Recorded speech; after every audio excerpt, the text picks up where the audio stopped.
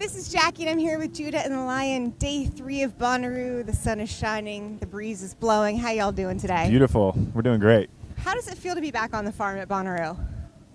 Just talking about it was just like such a breath of fresh air. Everybody seems happy. It's like music's back, Bonnaroo's back. This is our kind of our hometown festival, being from Nashville, so we're really excited about tonight. Excited to have you. I mean, the past 2.5 years have been full of ups and downs for everybody.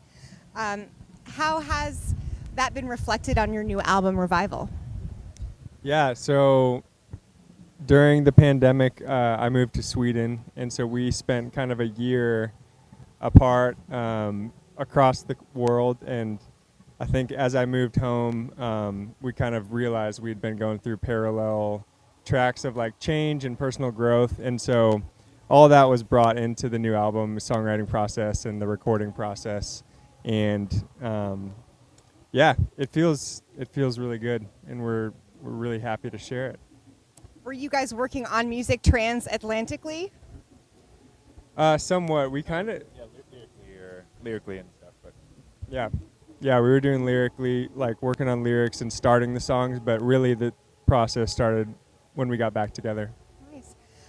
What have you guys done during the pandemic to sort of maintain good mental hygiene? Because I feel like it was not easy for any of us involved.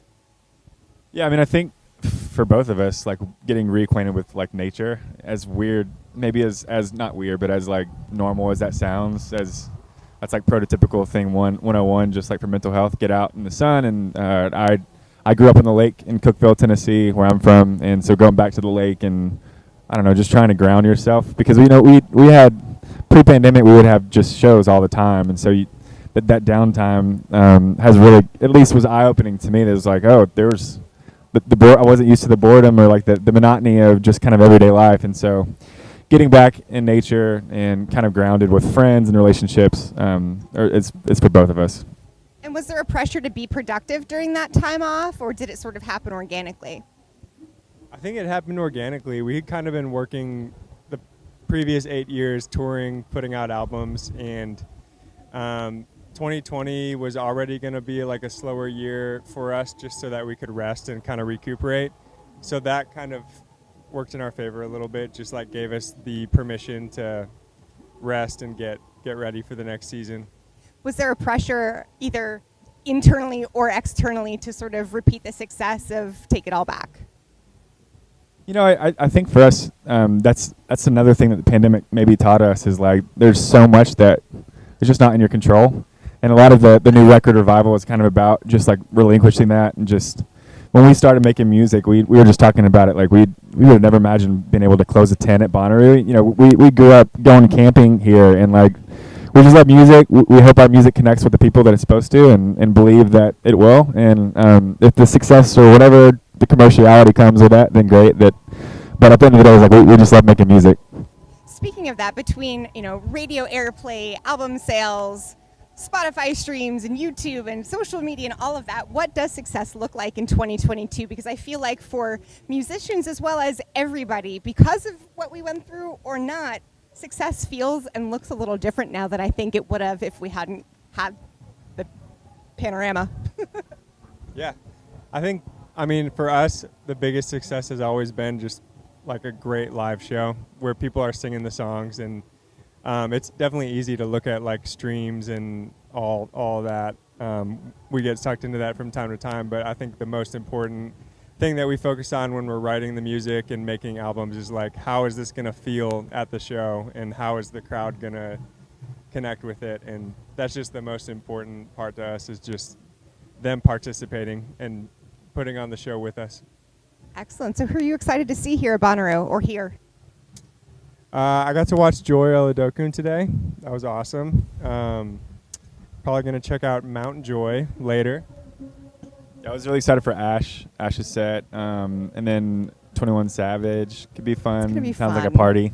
Yeah, that's going to be fun. Yeah, there's a lot of good acts today, so we're excited to be a part of it. And with new music out, how do you go about crafting a set list for Bonnaroo, and how does it differ from like a tour of your own? That's a great question. I mean, festivals, we try to just bring all of the hype and energy that we can, because when we were going to festivals, those sets were the ones that you were excited about. Yeah. Or that we were excited about. So now having like 3 or 4, I guess 4 records, 3 records, 4 records.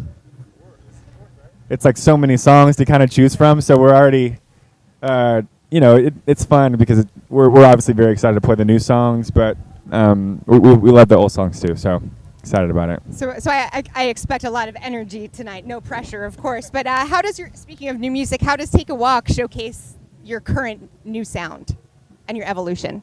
Yeah, so our friend Nate, who is a member of the band, decided to leave during the pandemic. So this whole next this record that just came out was just kind of me and Brian and a buddy of ours from Belmont. And I think that was kind of the first one out because it felt a little bit more nostalgic or timeless, maybe more so than our past records. And we feel like that Revival sonically as a sound kind of really fits both of our vibes. It's got like a cinematic thing and a beauty that Brian brings, and I think for me, I want people to connect and have these anthems that people can sing along to. So I think it highlights both those things. Speaking of this cinematic aspect, what role do music videos have in 2022 when we haven't had a channel devoted to it since a very long time ago?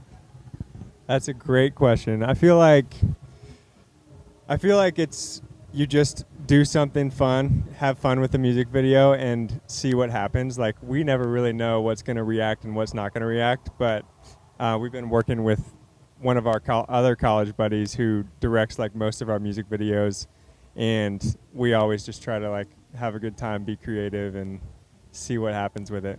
Speaking of a good time, what's up next after Bonnaroo? Swapping on mics. So this is kind of kicking off like the Revival season for us. We obviously came out with the record last week, and then this fall we're kind of following suit with our first tour since the pandemic. So we're really excited about getting back on the road pretty much all across the U.S. between September and October. Excellent. Well, stay tuned for the Revival of Judah and the Lion. This is Jackie. Thanks to In the Key of Change and Chorus FM. Perfect.